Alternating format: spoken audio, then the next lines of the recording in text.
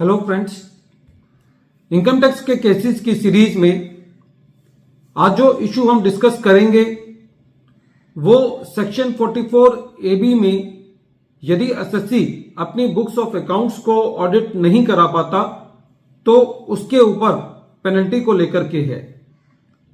Tax audit time पर ना कराने की पेनल्टी सेक्शन 271B के अंदर दी गई है। इस इशू के अंदर जो प्रेजेंट केस है उसके अंदर जो इशू इन्वॉल्व था वो ये था कि यदि एसएससी ने अपनी books of accounts he maintain नहीं की और वो बुक्स ऑफ अकाउंट्स मेंटेन ना करने की पेनल्टी के लिए एलिजिबल है और उस पर वो पेनल्टी जो है वो लगाई जाती है, तो क्या सेम टाइम पर एसएससी के ऊपर सेक्शन 271B जो कि टैक्स ऑडिट ना कराने की पेनल्टी है, क्या वो लगाई जा सकती है? ये इशू राजकोट आईटीआईटी बेंच के सामने एक केस प्रदीप भाई दया भाई Agara versus income tax officer के केस में सामने आया। Case 110 ITR tribunal short notes 14 पर रिपोर्ट हुआ और इस केस का जजमेंट 17 जनवरी 2024 को आया। प्रेजेंट केस असेसमेंट ईयर 11-12 और 12-13 से रिलेटेड है। एसएससी ने अपनी रिटर्न फाइल नहीं की थी जो एसएससी को सेक्शन 139 सबसेक्शन 1 के अंदर फाइल करनी होती है। एसएससी को सेक्शन 148 का नोटिस भेजा गया और एसएससी ने उस सेक्शन 148 के नोटिस के अंदर रिटर्न फाइल करके अपनी असेसमेंट कराई। पूरे केस के अंदर इस बात को लेकर के कोई भी एम्बिग्युइटी नहीं थी कि एसएससी ने अपनी बुक्स ऑफ अकाउंट्स मेंटेन नहीं की थी उस डेट तक जिस डेट तक एसएससी को अपनी ओरिजिनल रिटर्न फाइल करनी होती है। यदि एसएससी अपनी बुक्स ऑफ अकाउंट्स मेंटेन नहीं करता तो सेक्शन 271A के अंदर पेनल्टी के प्रावधान है। प्रेजेंट केस के अंदर असेसिंग ऑफिसर ने ये कहते हुए कि क्योंकि एसएससी ने अपनी बुक्स ऑफ अकाउंट्स मेंटेन नहीं की इसलिए ये ऑब्वियस है कि उसने अपने बुक्स में अकाउंट्स ऑडिट नहीं कराए होंगे, तो इसलिए असेसिंग ऑफिसर ने सेक्शन 271B की पेनल्टी लगा दी और जिसको commissioner of income tax appeal ने भी कंफर्म किया। जब ये मैटर ट्रिब्यूनल में गया तो ट्रिब्यूनल का सबसे पहले ये कहना था कि बुक्स ऑफ अकाउंट्स ना मेंटेन करना एक सेपरेट इशू है और उनको ऑडिट कराना एक सेपरेट इशू है।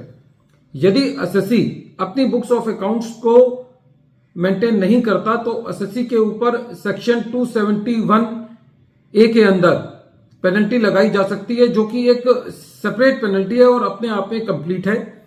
यदि एसएससी के ऊपर वो पेनल्टी लगा दी जाती है या एसएससी उस पेनल्टी के लिए एलिजिबल हो जाता है तो फिर सेम चीज के लिए उसके ऊपर दोबारा पेनल्टी नहीं लगाई जा सकती। कहने का मतलब है कि यदि एसएससी ने अपनी बुक्स ऑफ अकाउंट्स मेंटेन ही नहीं की और उसके ऊपर सेक्शन 271A की पेनल्टी बनती है तो ऐसी परिस्थिति में एसएससी के ऊपर अब सेक्शन 271B की पेनल्टी जो है वो नहीं लगाई जा सकती क्योंकि उसने अपनी books of accounts he maintain नहीं की। फ्रेंड्स, यदि हम इस केस को देखें तो इस केस को देख करके एट द फेस ये लगता है कि एसएससी ने दो प्रोविजंस का पालन नहीं किया। एक तो उसने अपनी बुक्स ऑफ अकाउंट्स मेंटेन नहीं की और दूसरा उसने उनको ऑडिट नहीं कराया। लेकिन प्रेजेंट केस के अंदर ये एक लॉ का व्यू पॉइंट निकल के आता है कि यदि एसएससी के ऊपर बुक्स ऑफ अकाउंट्स मेंटेन ना करने की पेनल्टी लग गई है तो फिर उसको दोबारा एक और पेनल्टी के साथ रिविजिट नहीं किया जा सकता जो कि पहले लॉ के नॉन कंप्लायंस पर बेस्ड है।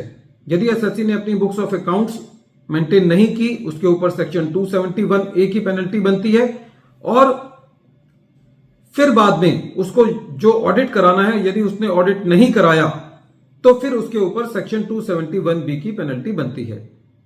या दूसरे शब्दों में यह कहा जा सकता है कि यदि एसएससी ने अपनी बुक्स ऑफ अकाउंट्स मेंटेन की होती लेकिन उनको ऑडिट नहीं कराया होता तो फिर उस केस में डिपार्टमेंट एसएससी के ऊपर सेक्शन 271 बी की पेनल्टी लगा सकता है।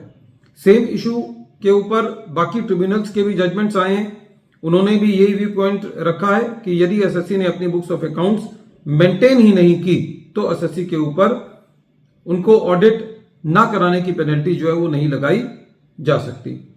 वीडियो के अंत में एक बार फिर मैं केस का नाम रिपीट कर रहा हूं। केस का नाम है प्रदीप भाई दया भाई अघहारा वर्सेस इनकम टैक्स ऑफिसर। ये case 110 ITR tribunal short notes 14 पर रिपोर्ट हुआ और इस केस का जजमेंट 17 जनवरी 2024 को आया और ये केस राजकोट ITAT ने डिसाइड किया। Thank you friends.